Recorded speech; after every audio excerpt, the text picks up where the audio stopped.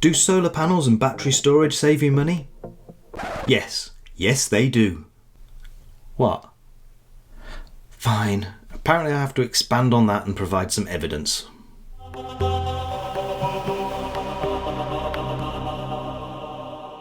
I had my solar panels installed back in December 2021. Then the battery arrived a few months later in June, but let's forget about the battery to start with and just talk about the solar panels. Now, we're quite a high usage household for electricity. I work from home and I have a lot of kit running 24/7.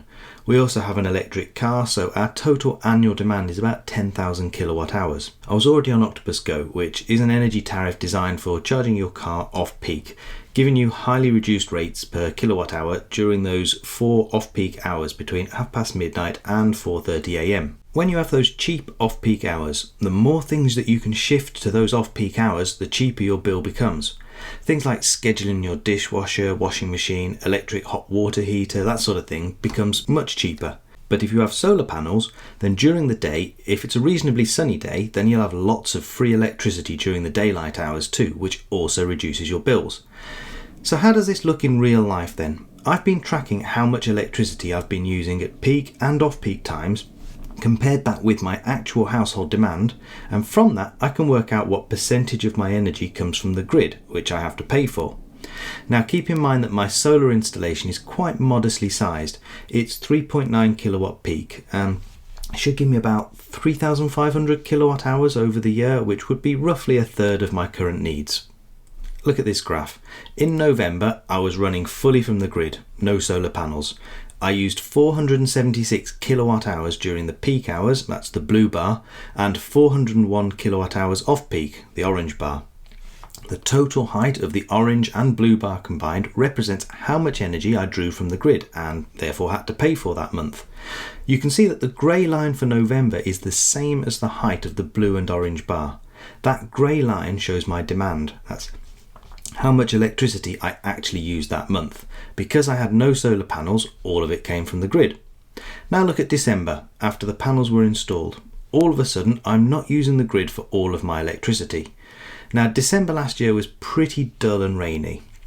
But you can see, as time goes on, that amount that I'm drawing from the grid is dropping, whilst my demand is staying about the same. The bigger the gap between the bar and the line, the more money I'm saving. Now, this new graph shows the percentage of my household demand that I took from the grid. The more the sun shines in a month, the less I need to buy. So therefore, the answer to the question, do solar panels save you money, is yes. Yes, they do over time. How long that takes depends on loads of factors, including energy costs, how big your solar installation is, which direction it's facing, and a decent solar installer will be able to help you calculate that for your particular situation. But let's look again at that first graph. Solar panels have reduced the peak usage. You can see the blue bars getting smaller. That blue bar represents the most expensive electricity in your bill. What if there was a way to almost get rid of that? That's where batteries come in. You see, you will almost definitely have times when you are generating far more solar power than you can use at that moment in time. It'll get dumped to the grid and you might be paid for it if you have an export tariff, but it'll be at a much lower rate than the peak costs you are paying. A battery can soak up lots of that excess energy and let you use it during those hours when the sun isn't shining quite so much. It helps to spread out your solar power across the whole day.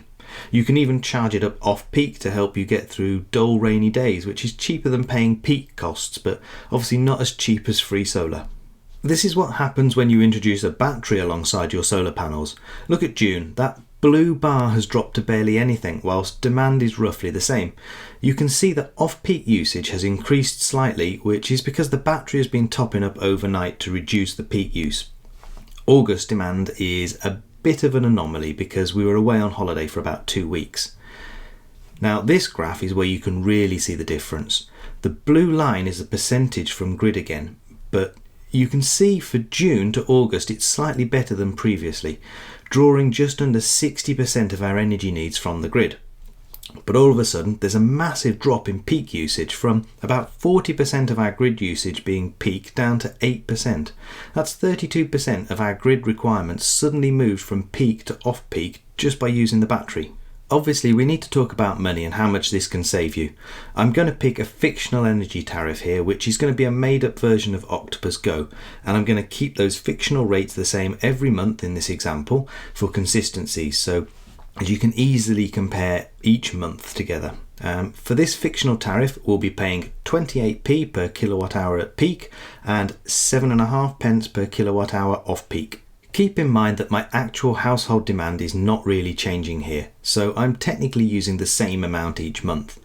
November is fully on grid and would cost £163, but once the battery and solar panels are operational in June to August, those monthly bills have dropped to £40 to £50. That's less than a third of the cost. And for those who prefer graphs to raw data, here's a nice bar chart showing you that drop in the monthly bills. The higher your rate per kilowatt hour, the more you'd potentially save with a solar and battery system. In my opinion, it's definitely a worthwhile investment from a financial perspective alone. And I've not even gone into the environmental aspects of these systems, which adds a whole load more benefits for society as a whole. Anyway, I hope you enjoyed this video. I'm sorry it's been a little heavy on the graphs and data this time, but it's something I felt I really needed to talk about. But if you did enjoy the video, then please give it a like and subscribe to my channel to see more videos from me. Thank you for watching. Goodbye.